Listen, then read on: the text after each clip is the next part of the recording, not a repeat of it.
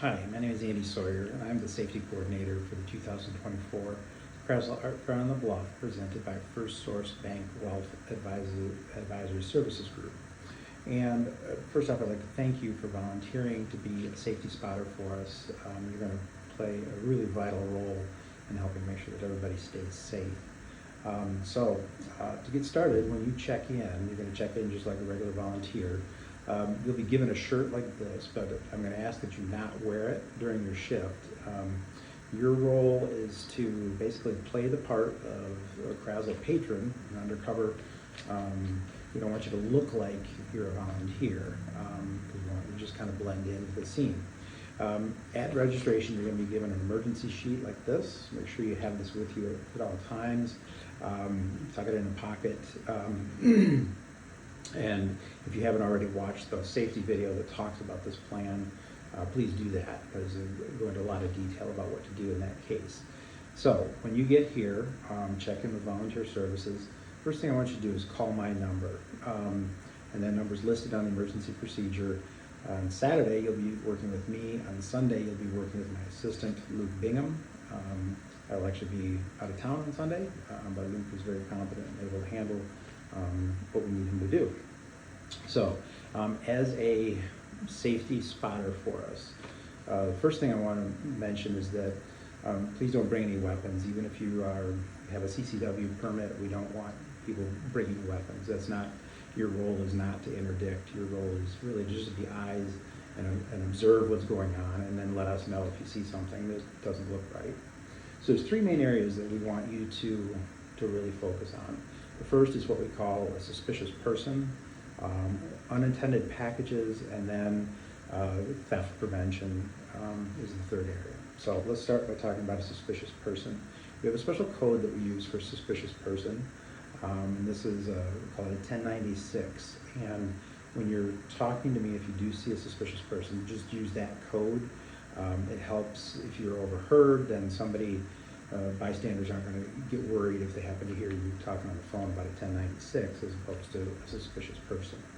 And so we, in working with our public safety department, have a real strong belief that if somebody is coming to our event with the intent to commit a mass shooting, we have a very, very good chance of catching them and stopping them before they actually have a chance to do anything. The reason for this is that statistically and historically, we find that people that do these kind of acts will oftentimes walk around the event for half an hour to 45 minutes before they decide to act.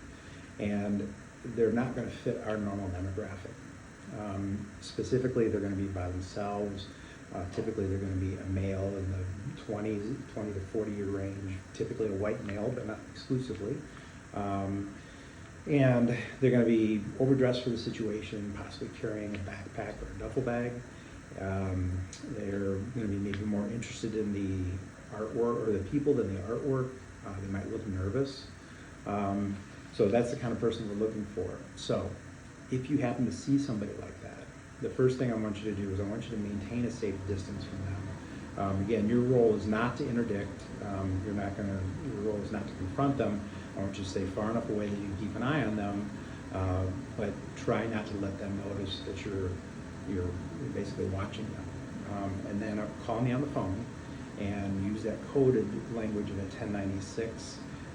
Here at the art fair, we really rely heavily on booth numbers. Those are like street addresses at home. So I'm going to ask you what the booth number is, what direction they're heading. If you're good with north, south, east, west, that's great. Just for reference, north is towards the Whitcomb, south is towards the Krasl, west is the lake, east is away from the lake. You can also just say they're heading towards the Krasl or towards the Whitcomb. Use those landmarks as well. That'll work.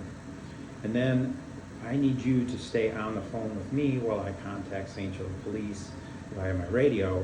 And then you're basically going to be our eyes until we get police officers on the scene. And I'll be asking you for a description and basic features that are going to help us find this person. And then what's going to happen is the St. Joe Police are going to send an officer to basically just have a conversation with the person. They're not going to come in guns blazing, SWAT team. It's not going to be like that. It's also important to remember that 80% of people who commit mass shootings are also suicidal. And so you're having a chance of not only preventing a mass shooting, but you could also save that person's life and get them the help that they need. If it's possible to take a discrete picture of the person, send that to me. This is really secondary. The most important thing is just keep your eyes on them. The picture, if you can get it, great, but probably you're going to be far enough away that it may not even mean much to us. But if you get a chance to, give it a try. And then if you feel like you've been spotted, basically, I want you to break contact. Just let me know. I think they saw me. Turn and head in the opposite direction. I want you to get away from that situation. If, God forbid, it should come down to an incident where the shooting starts, if something happens, your number one job is to take care of yourself. The same rules apply here as anywhere else. Run. If you can't run, hide. If you can't hide, fight. Use whatever you have available. We believe that if something does happen, it's going to be over in a matter of seconds because of the number of police officers we have here at the event. Okay. Next thing we need to talk about is unattended packages. And what you're going to be looking for is, maybe an abandoned backpack or anything that just doesn't look right. Especially look around trash cans. Keep your eyes there. If you do see something that doesn't look right, don't investigate it. Just give me a call on the phone, and we'll send someone over to take a look at it. It's also, you won't have a radio, but make sure nobody uses a radio around it, because sometimes radio frequencies can trigger explosive devices. If that's what it happens to be, extremely unlikely that we're going to run into a situation like that. And then finally, thefts. Since we've moved to a gated event, we've had, I believe it's really reduced the number of thefts that we've had. We did have one last year. It's very unusual. It was a large print, and I don't quite know how they got out with it. So it does still happen. The most important thing for us is to get timely information about what's happened. So if you do happen to see a theft occur, I need a booth number, a description of the person, direction they were heading, what they took, any weapons if they had weapons involved, and get that to me as quickly as possible. What you're going to do is, kind of just have your situational awareness ready. And if you see a booth where maybe a patron is kind of hanging out and watching the artist, and it's especially a busy booth, just kind of keep an eye on it. Precious metal jewelers are oftentimes targets of theft because their items are so small and so valuable, so just keep a special eye on those. And then what I want you to do too is, as you're moving through the art fair, I want you to kind of just split your time between the north and the south parts. You may have a partner, another spotter, or you may be by yourself.